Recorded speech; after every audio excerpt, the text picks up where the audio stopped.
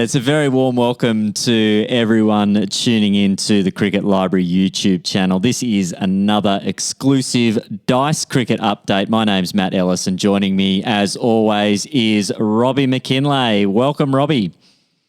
Oh, g'day, Matt. And, Matt, I'm not teary, but, a little bit emotional. It's with the end of the Australian leg of what's been an absolutely brilliant tour. They've been fantastic. The Riding Mill lads have, it's not very often us Australians welcome an English touring side, with open arms. But I tell you what, they go away with a lot of credit to these boys. They've been fantastic. Oh, they've been absolutely tremendous. The brainchild of Brian Watson getting this virtual tour together. They've been all around different parts of Australia, arriving in Burrabadeen, heading into Dubbo itself, and then across to Wagga Wagga before a couple of games in Sydney, 3 games in Victoria, and finishing with a big win, Robbie, against Bayswater Morley, the Bayswater Bears, in a 42-run victory overnight. And they are up and about as we get ready for what should be the Piece de la Resistance in Hong Kong. Virtual Hong Kong has never seen anything like this. Dice Cricket is going to virtual Hong Kong, and we'll talk more about that afterwards. But what have been your highlights in an on-field capacity for this tour, Robbie? Who have been the players that have really caught your eye? Yeah, look, I think, mate, at the end of the stats, 10 matches played. They've won 6 and lost just the 4 games. And in those 4 losses, don't forget, there was that absolute thriller at virtual Victoria Park when Dubbo Sims beat them by 1 wicket. So that could have easily been 7 wins, 3 losses, Matt. So that is a massive success. Not too many English teams come out here and go away with a winning ratio. So, but look, the big Kiwi, Dave Cox, showed the way. Look, they've invested in him for the season over there, but I'll tell you what, he's versatile because as a Dice cricketer, he's topped the runs with 246 at 35 and always got him in a good clip too, Matt. That's what I liked about Big Coxie. Yeah, Coxie is always showing intent early on. His strike rate, that's 74 off 20 he made against the Wagga RSL Bulldogs.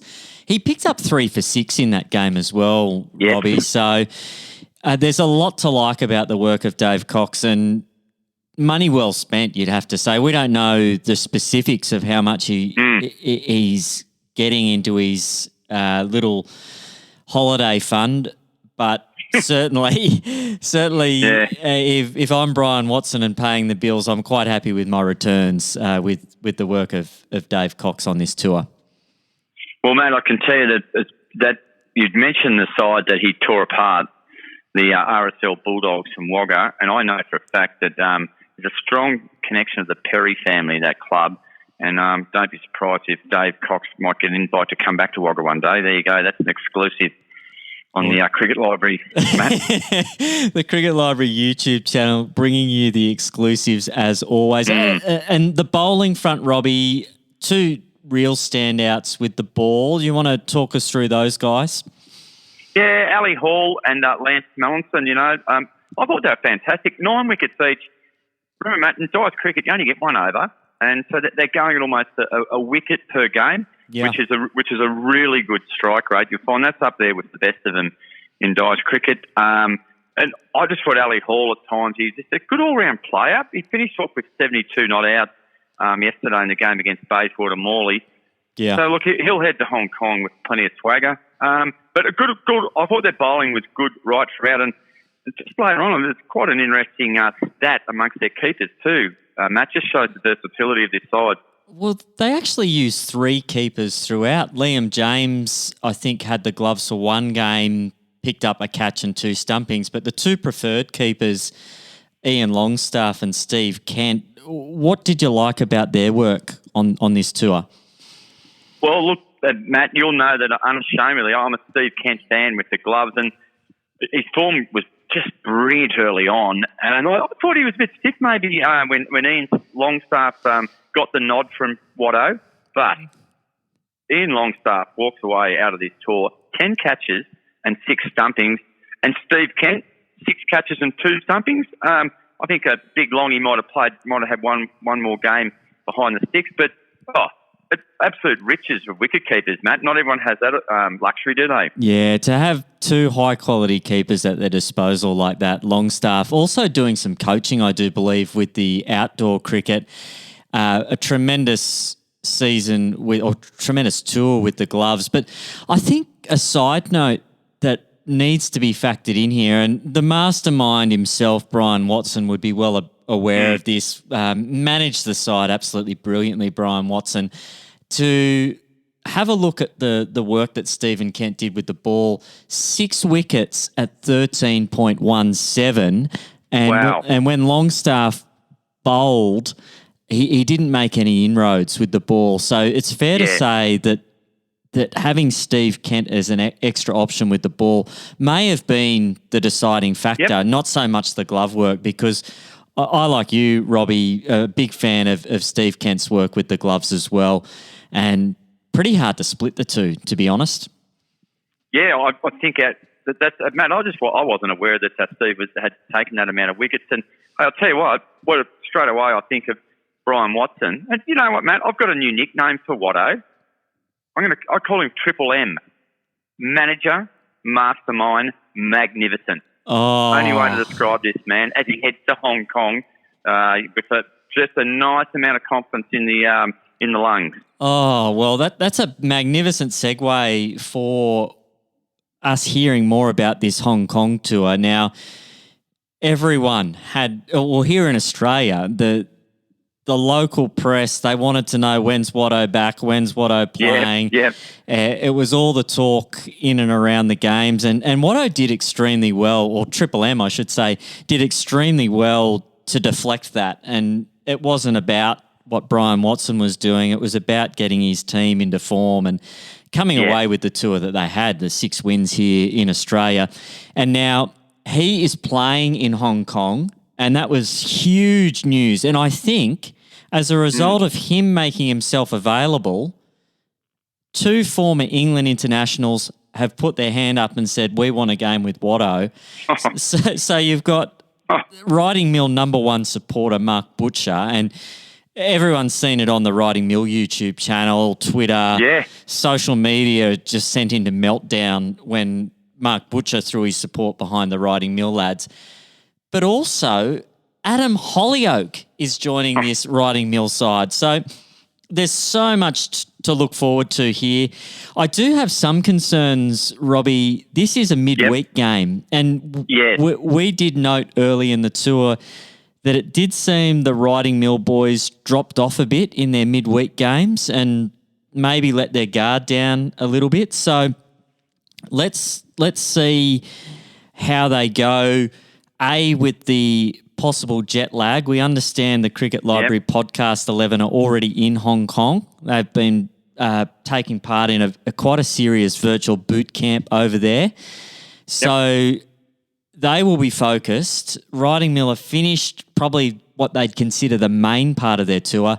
But with those 3 big inclusions, it's a bit like when the Test team used to tour and a couple of the Test players would leave and you get a few new fresh players into the ODI squad.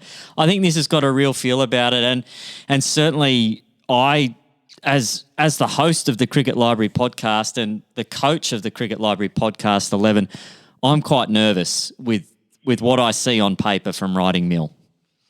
Yeah, they mean business, Matt. But you did raise a very valid point there about this midweek form. Look, there's no doubt about it. The Mill boys, they're not the first ones to hit the big city lights of Dubbo and Wagga and probably lose a bit of focus. And this is what worries me about Hong Kong. They hit Hong Kong. Now, Hong Kong's got a bit of size and relevance has on those 2 cities, Dubbo and Wagga. I just think that they really have to need to focus there. The virtual plane trip from Perth to Hong Kong, that could be an interesting one. They're going to have to get there and focus pretty quickly. And, you know, I'm not sure what frame of mind Mark Butcher and Adam Hollyoake are in these days. Like, boys who like to party a bit. But tell you what, Matt, I think it's just going to be a great way to finish a dice cricket extravaganza in, of all places, Hong Kong, up against your boys. I know you're very keen to rebound. I'm glad you've kept your job. That's fantastic news as coach of the Cricket Library Podcast 11. You've made some changes too, and you want the points. Absolutely. I've been very accommodating. We've looked after the Riding Mill lads. They absolutely pantsed us at Burrabadeen in the opening fixtures, and it's time for us to get the Cricket Library podcast back into shape. And I'm going to give one little announcement here.